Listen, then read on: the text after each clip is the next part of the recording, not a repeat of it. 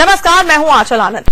बिहार में बीजेपी को bye bye करके भी नीतीश कुमार ने विधानसभा में बहुमत साबित कर दिया।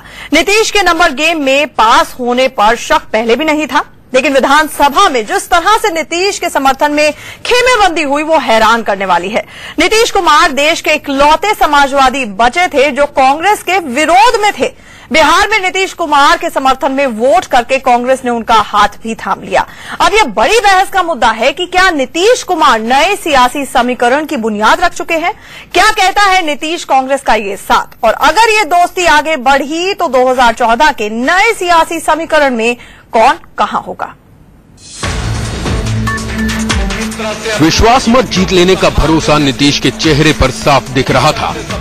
इसी भरोसे के साथ नीतीश ने बीजेपी पर हमला बोला। देश में आगे बढ़ने के लिए, सरकार बनाने के लिए 272 एमपी की जरूरत पड़ेगी। हम लोग तो साथ भी रहते तो भी 272 की गुंजाइश नहीं, 200 पार करना मुश्किल था। अब तो हम लोग भी अलग हो गए। गठबंधन का दौर है, भ्रम में न जिए कि हवा बांधने देने से ये देश उनके हवा में बह जाएगा, यह भ्रम है। नीतीश ने बीजेपी पर भ्रम फैलाने का आरोप लगाया। नीतीश बोले, सबको साथ लेकर चलने वाली सोच ही आगे तक जाएगी। देश में जो लोकतंत्र की धारा है, जो सेकुलर धारा है, समावेशी विकास की धारा है, इंसाफ के साथ आगे बढ़ने की धारा है और सबको साथ लेकर चलने वाली जो धारा है, वही धारा बलवती है और वही आगे बढ़ेगी। इसको जो तोड़ना चाहेगा के लिए उसको भ्रम हो सकता है, लेकिन अंततोगत्वा वो कामयाब नहीं हो सकता है।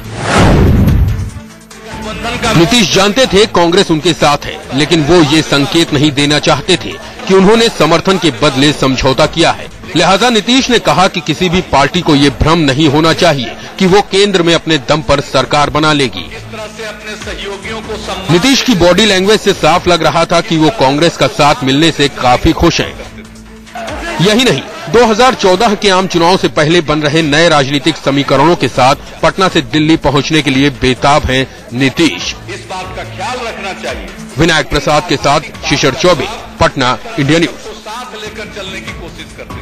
तो नीतीश और कांग्रेस का साथ क्या कहता है, इसी पर आज है बड़ी बहस। हमारे साथ तमाम वरिष्ठ मेहमान जुड़े हैं। हमारे साथ बीजेपी से सुधांशु मित्तल जी जुड़े हैं, जेडीयू से देवेश चंद्र ठाकुर जी जुड़े हैं, राजनीति प्रसाद आरजेडी से जुड़े हैं और साथ ही साथ हमारे साथ वरिष्ठ पत्रकार शेष नारायण सिंह जी जुड़े हैं और मीम अफजल जी जो कि कांग्रेस के प्रवक्ता है, वो शो के दौरान हमारे साथ जुड़ेंगे।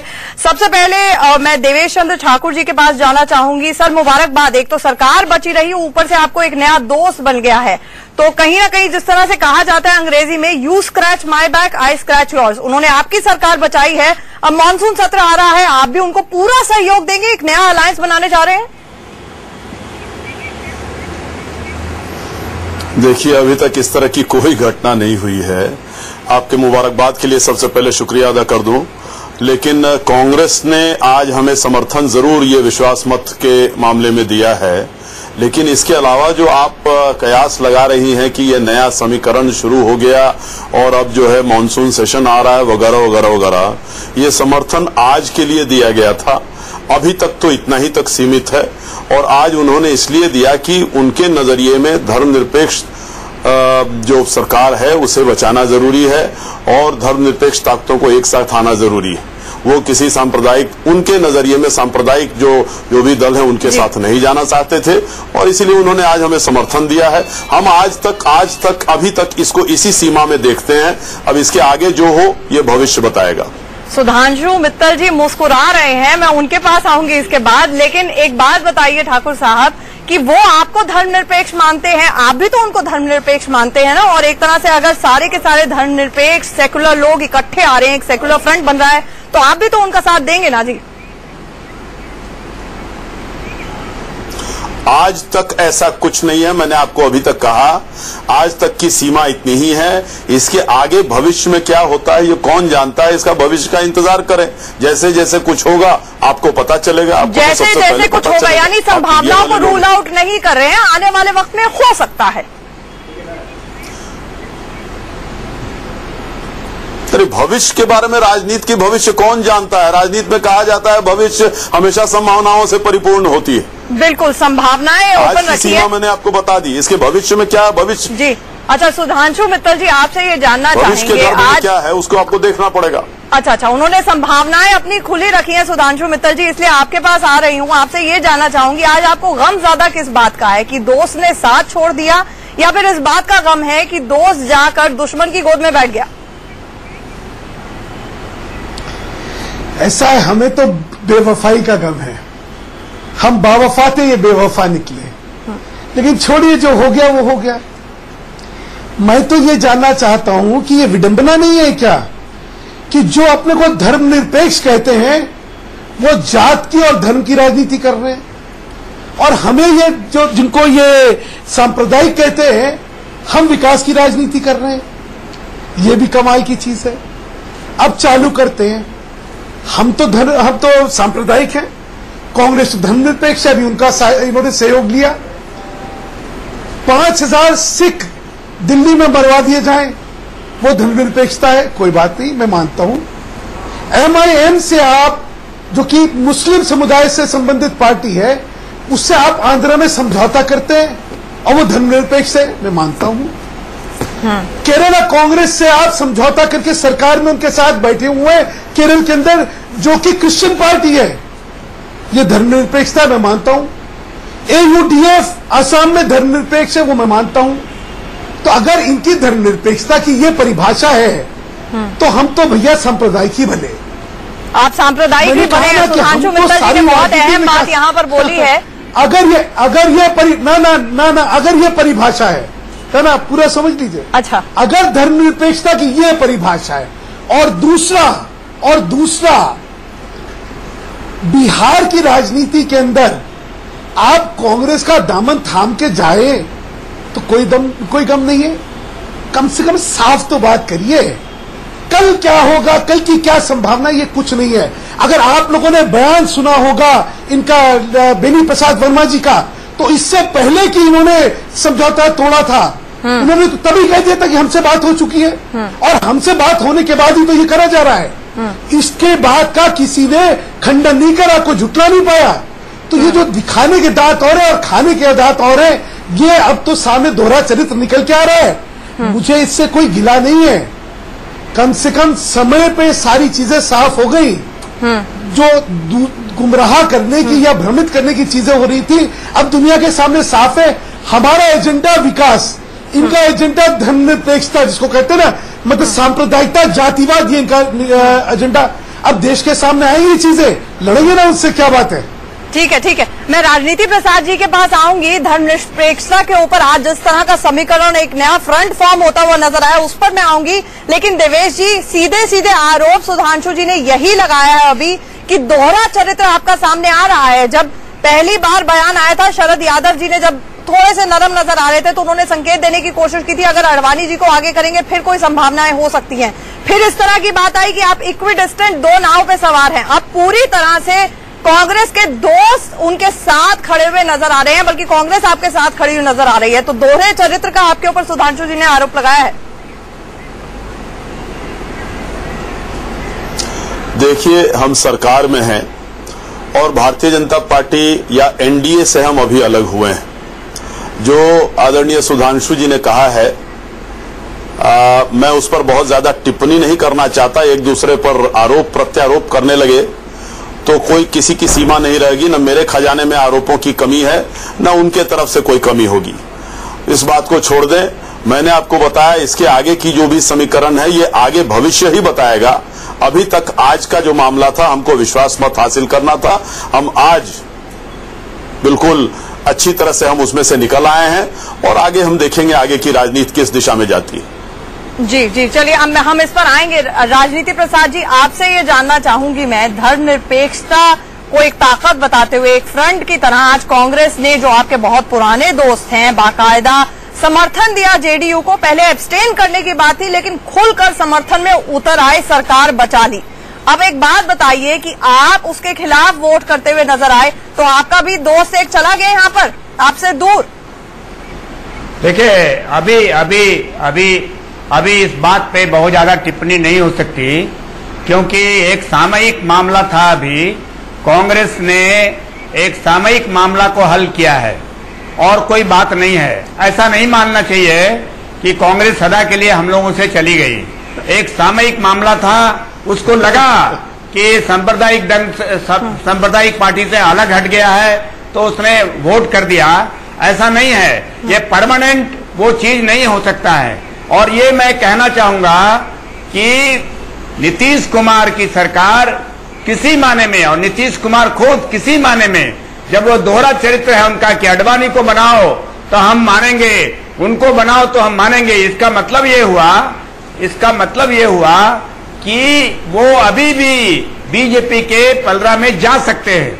इसलिए अभी ये कहना कि कांग्रेस ने साथ दे दिया, कांग्रेस ने उनको वोट कर दिया, ऐसा अभी हम लोग ऐसा नहीं कह सकते हैं कि अभी ये फाइनल डिसीजन कांग्रेस का है। मतलब फाइनल डिसीजन कांग्रेस का नहीं है, आप कांग्रेस के साथ जरूर है, भले ही कांग्रेस आपके साथ ना हो। राजनीति जी नहीं, अभी तो हम लोग यूपीए में साथ हैं उनके, अभी हम लोग साथ हैं। एक सामयिक घटना घटी है, उसमें उन्होंने साथ दिया है, इतना ही बात है और कोई बात नहीं है। चलिए, ज्यादा कुछ रीड नहीं कर रहे हैं। मैं शेष नारायण जी के पास आऊंगी। सुधांशु जी कुछ कहना चाह रहे हैं, फिर शेष नारायण जी के पास। जी देखिए, इस स्थिति में मुझे वाकई बड़ा आश्चर्य और तरस भी आता है कि लोजपा और आरजेडी ये दोनों की क्या स्थिति रहने वाली है। ये बेगानी वो कहते हैं पराई दीवानी में अब्दुल्ला दीवाना होता है ना, बेगानी शादी में अब्दुल्ला दीवाना हो गई। बेगानी शादी में अब्दुल्ला, हाँ, बेगानी शादी में अब्दुल्ला दीवाना। यूपीए इनसे समर्थन मांग नहीं रहा, ये जबरदस्ती समर्थन दे रहे हैं। यूपीए ने तो कहा नहीं कि आप हमारे साथ आइए, क्योंकि अगर यूपीए में होते तो अभी तक तो इनमें सब जन मंत्री बन गए होते।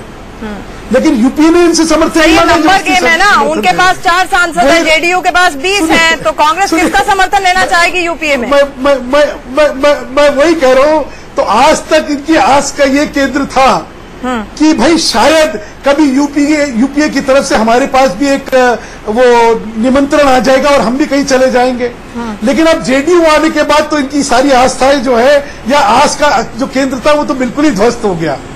तो इनकी स्थिति तो इतनी दयनीय हो गई है कि अब तो किसको ये सांप्रदायिक कहेंगे और किसको जो है ये धर्मनिरपेक्ष कहेंगे। आज तक जो थे वो कांग्रेस सांप्रदायिक नहीं थी, धर्मनिरपेक्ष थी। आज तक जेडीयू सांप्रदायिक थी क्योंकि वो हमारे साथ थी। अब जेडीयू और कांग्रेस साथ हो रही है, उसको अब ये क्या कहेंगे, सांप्रदायिक कहेंगे या धर्मनिरपेक्ष कहेंगे, ये अब देखने वाली बात है। तो ये जो पोटपुरी हुई है वहां पे बिहार की, इसका जो परिदृश्य है वो इतना हास्यप्रद होने वाला है, क्योंकि इन सारी राजनीतिक संगठनों ने अपनी नैतिकता को तिलांजलि दे दी है। चलिए, बिल्कुल सही टाइम पर मीम अफजल जी हमारे साथ कांग्रेस से जुड़ गए हैं। बिल्कुल, आपने इतने आरोप लगाए, बिल्कुल सही टाइमिंग है सर मीम अफजल जी आपकी जुड़ने की हमारे साथ। आपसे सबसे पहले जानना चाहूंगी, आपने तो बड़ा खेल कर दिया। कल तक ये बात थी कि एब्सटेन करेंगे कांग्रेस के विधायक, आज तो खुलेआम समर्थन में हम साथ हैं, वहां पर सपोर्ट कर दिया। तो आपने दोस्ती का हाथ बढ़ाया है, आगे एक नया समीकरण बनता हुआ तो नजर आ रहा है ना? देखिए, हमने कल ऐसी कोई बात नहीं कही थी कि हम एब्सटेन करेंगे, जैसा कि आप कह रही हैं। और आज हमने जो फैसला लिया, उसका फैसला इसलिए लिया जो आप लोग पहले ही डिस्कस कर चुके हैं। सर, अशोक चौधरी जी के हवाले से ये खबर आई थी, नहीं हो पा रहा था। अशोक चौधरी जी के हवाले से ही ये खबर आई थी, सूत्रों के हवाले से लगातार दिन भर हम चला रहे थे, बाकायदा हमारे रिपोर्टर्स की बात हो रही थी, ये बात साफ हो चुकी थी कि एब्सटेन करेंगे, लेकिन आज तो बिल्कुल खुलेआम समर्थन दिया ना। देखिए, मैं कांग्रेस का प्रवक्ता हूं, कह रहा हूं जी कि ऐसा कुछ नहीं था कि हम एक्सटेंड करेंगे या हम वोट करेंगे या नहीं करेंगे, ऐसा कुछ भी नहीं था। ये रात में सब चीज का जाहिर है कि मशवरा हुआ और उसके बाद ये फैसला लिया गया। और जैसा कि यहाँ कहा गया है कि हमने इसको सरकार को बचाने का फैसला इसलिए किया है कि ये हम चाहते हैं कि एक जो सांप्रदायिकता का जो माहौल है वो ना बढ़े। दूसरी और अहम बात है, मैं कहना चाहता हूँ जी कि इसको सिर्फ ये ना समझा जाए कि सांप्रदायिकता का माहौल। देखिए, बिहार के अंदर कल जो कुछ हुआ बीजेपी ने बंद किया, काफी वहां झगड़ा भी हुआ। हमको ऐसा लगता था कि बिहार के अंदर अवाम को इसका नुकसान पहुंचेगा अगर सरकार नहीं रहेगी तो, और हम ये चाहते हैं बुनियादी तौर पर कह चुके थे कि दोबारा चुनाव करवा देंगे। पार्टी और जेडीयू की लड़ाई में, भारतीय जनता पार्टी और जेडीयू की लड़ाई के अंदर बिहार के अवाम का नुकसान ना हो, अवाम को क्षति ना पहुंचे। एक सरकार रहेगी, और सरकार अगर वो रहेगी, चलेगी, तो जाहिर है कि इस किस्म की जो बिहार को नुकसान होने का अंदेशा है उससे लोग बचे रहेंगे। नहीं, लेकिन आप कह रहे हैं मीम अफजल साहब की रात में मशवरा हुआ, लेकिन डोरे तो पहले से ही कांग्रेस डाल रही थी, इतने दिन पहले ही लगातार, चाहे वो स्पेशल पैकेज बिहार के लिए हो, एक स्पेशल कमेटी का गठन हो, स्पेशल स्टेटस के लिए हो। चिदम्बरम साहब नजर आते हैं नीतीश कुमार साहब के साथ तमाम फोटो ऑप्स में, उनको ड्रॉप करने नीतीश जा रहे हैं वहां पर। बहुत सारी इस तरह की खबरें आ रही थी, और उसके ऊपर से पीएम ने भी कह दिया कि बहुत सेकुलर है नीतीश, तो संदेश तो साफ था ना कि समर्थन आप देने जा रहे हैं। अब ये बताइए कि साथ साथ और भी ज्यादा नजर आएंगे, वो भी आपको मानसून सत्र में समर्थन देंगे, फूड सिक्योरिटी बिल जहां अटका है। पीएम का संदेश बिल्कुल साफ था, पीएम का संदेश और उनका नजरिया बिल्कुल साफ था, ये बात सही है बिल्कुल। लेकिन जाहिर है कि जब सपोर्ट देने की बात आती है तो जो मैं कह रहा हूं वो बात भी अपनी जगह पर सही है कि हम सारी परिस्थितियों का जायजा ले रहे थे। हम ये देख रहे थे कि बिहार किस तरफ जा रहा है। मैंने बार बार टीवी चैनल्स पर कहा है, आपके चैनल्स पर भी कह रहा हूं, पहले भी कहा था कि बिहार की आने वाले वक्त में जो राजनीति होगी उसके अंदर कांग्रेस की भूमिका बहुत ही ज्यादा इंपॉर्टेंट होगी, और कांग्रेस इसमें एक बहुत पॉजिटिव और इंपॉर्टेंट रोल अदा करेगी।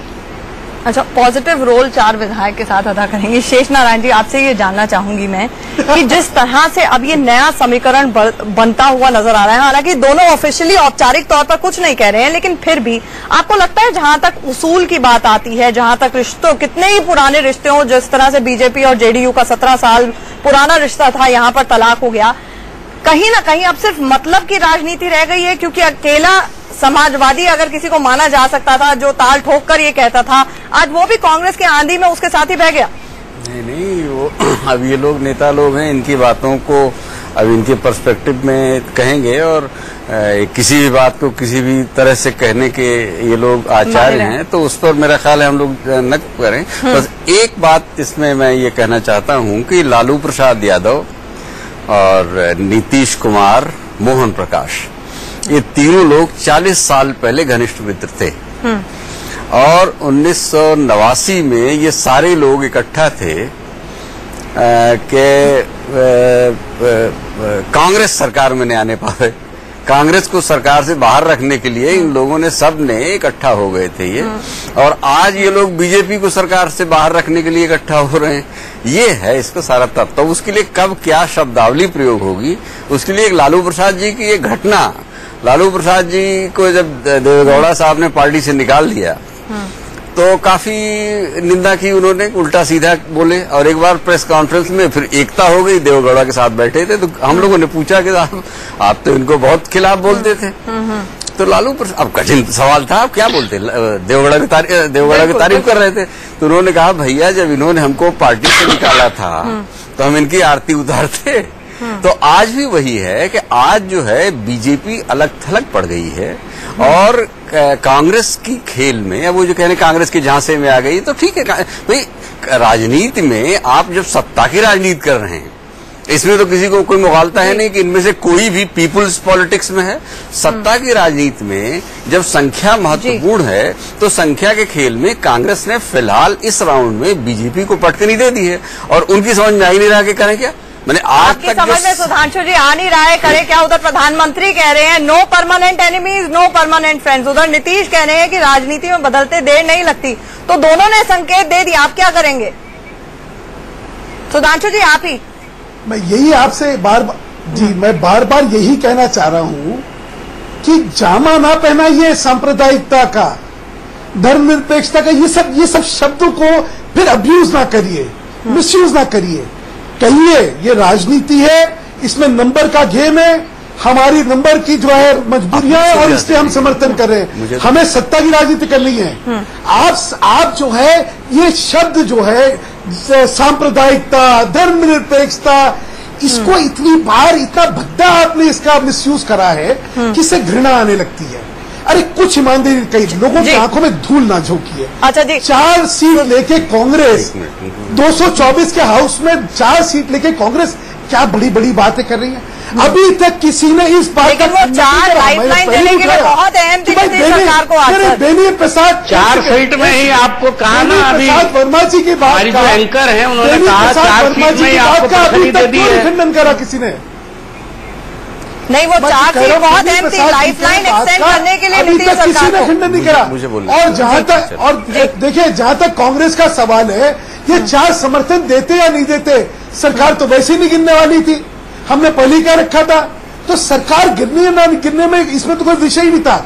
असली है कि क्योंकि जनता दल यू का इनको समर्थन लोकसभा के लिए चाहिए, जहां की इनकी नैया जो है सापा बसपा के हाथ में, उनमें से कोई विड्रॉ करेगा तो गिर जाती।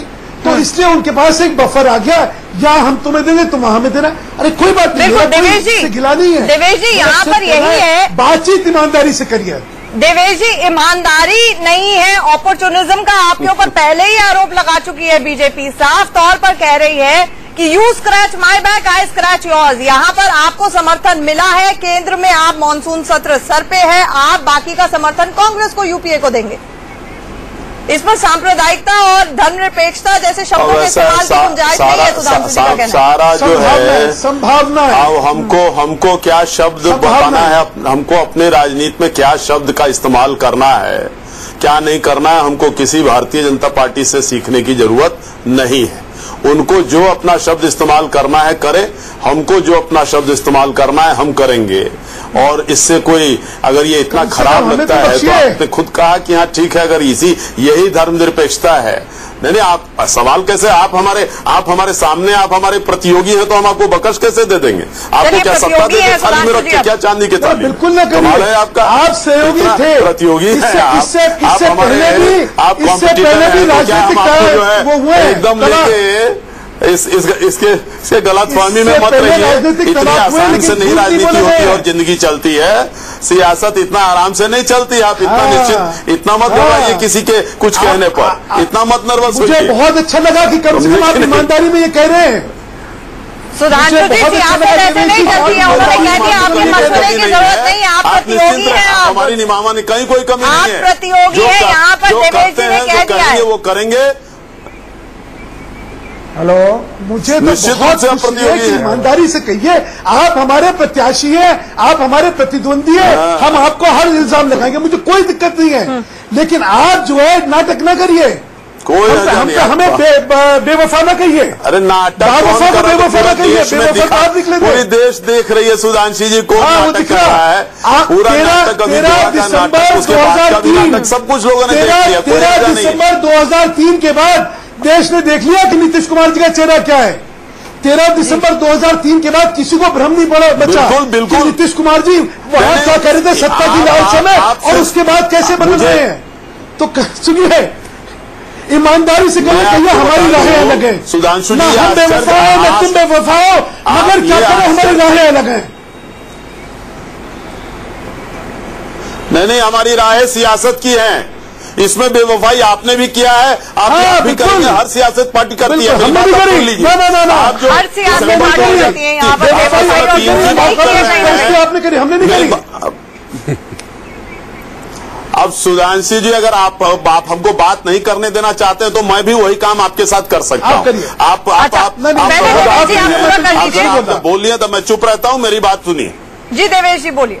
अगर आप अपने आप को प्रबुद्ध समझते हैं तो जरा अपनी बात बोलिए, हमें भी बोलने दीजिए। और नहीं तो अगर यही करते रहना है तो फिर जनता को बेवकूफी बनाना है टीवी पर आके, तो कमाल है। आप बोलते रहिए, आप अपने अकेले, कोई दिक्कत नहीं है। देवेश जी बोलिए, आप अपनी 2003 की जो, हाँ मैं वही बात बता रहा हूँ। 2003 की जो बात कर रहे हैं आदरणीय सुधांशु जी, इसकी किसने डिनाई किया है? उसके अलावा भी और आपके पास कोई क्लिप है और सीडी है, वीडियो, सारा चीज दिखा दीजिए। जब राजनीति के सफर में हम सफर साथ रहता है तो स्वाभाविक रूप से उसकी तारीफ की जाती है, खुले दिल से खुले मन से किया जाता है। ये कौन सी नई बात आप बता रहे हैं? आप मुझे बताइए, राष्ट्रवादी कांग्रेस पार्टी आज सोनिया गांधी जी के सरकार में, कांग्रेस के सरकार में वहां बैठी हुई है। आप याद कीजिए, विदेशी मूल के मुद्दे पर आदरणीय शरद पवार कांग्रेस से अलग हुए और इसीलिए राष्ट्रवादी नाम दिया अपने पार्टी का, राष्ट्रवादी, कि वो विदेशी मूल का विरोध कर रहे थे। आज उनके साथ हैं कि नहीं? ये कौन सी नई बात है? आज आदरणीय सुशील मोदी और नंदकिशोर यादव आज हमको अपशब्द कह रहे हैं, सारी बातें कह रहे हैं। कल तक हमारी तारीफ में थे कि नहीं? ये तो होता ही है राजनीति में। कौन सी नई बात आप साफ कर दिया, ये तो राजनीति में होता ही है। भले ही आप समाजवाद के अकेले जो कहा जा सकता है कस्टोडियन थे, और आपसे भी, आप भी जाके कांग्रेस के साथ जिसके खिलाफ खड़े हुए थे उसके साथ चले गए। वक्त बहुत कम है, बिल्कुल एक शॉर्ट कमेंट लेना चाहूंगी। सुधांशु जी, एक लाइन में प्लीज। इनके जो मसीहा थे लोहिया जी, उन्होंने एक बार कहा था, कांग्रेस को हराने के लिए शैतान का भी हाथ पकड़ना पड़े तो पकड़ लेना, लेकिन कांग्रेस को हराना है इस देश के अंदर। ठीक है, ये समाजवादियों की सोच से सारा समाजवाद उठा था। फिर इनकी सोच बनी सुधरो या टूटो। वो असल में क्या था? अब आप कह रहे हैं कि शैतान बीजेपी थी जिसका साथ वही इसी मानसिकता से ग्रस्त है, टूटो और मिटो। अच्छा, एक जमाना था कि राजनीति प्रसाद जी, आपके पास आना चाहूंगी। राजनीति प्रसाद जी, बहुत वक्त बहुत कम है। राजनीति प्रसाद जी, आपसे जानना चाहूंगी, ये जो नया समीकरण बना है, और अगर मोदी अब जाते हैं बिहार में चुनाव प्रचार करने के लिए, तो आप जाहिर तौर पर जेडीयू के तो साथ ही नजर आएंगे ना, क्योंकि वो तो एक धर्मनिरपेक्ष पार्टी हो गई है। अब बहुत संक्षेप में अब देखिए ऐसी बात है, हमको बोलने दीजिए ना, हमको बोलने दीजिए। देखिए, ये जो सामयिक घटना जो घटी है, उससे भविष्य में कोई अंदाजा नहीं लगा सकती है, कोई अंदाजा नहीं लगेगा। ऐसा नहीं है कि कांग्रेस उसके साथ हो गया, सो बात नहीं है। आने वाले समय में सब जल्दी पर्दा हटने वाला है। कांग्रेस के सामने भी मीम अफजल जी, संभावनाएं खुली हैं जेडीयू के बिगर रोल के लिए आपके साथ। बस एक लाइन में, माफ कीजिएगा, वक्त बिल्कुल खत्म हो चुका है। देखिए, आज की तारीख में हमने जेडीयू को सपोर्ट दिया है जी, और उसकी वजह बता चुके हैं जी। फ्यूचर में क्या होगा इसका फैसला वक्त आने पर किया जाएगा। लालू प्रसाद यादव हमारे दोस्त हैं, उन्होंने हमारा साथ दिया है और हम उनकी बहुत कदर करते हैं, इतना मैं जरूर कहूंगा। चलिए, लालू जी को तो कम से कम संदेश दे दिया है कांग्रेस ने। भले ही नए दोस्त बना लिए हो, लेकिन पुराने दोस्तों को भी आश्वासन यहां पर मीम अफजल जी देते हुए नजर आए। आप सभी लोग इस चर्चा में हमारे साथ जुड़े, आपका बहुत बहुत शुक्रिया। वक्त इतना ही था हमारे पास बड़ी बहस में।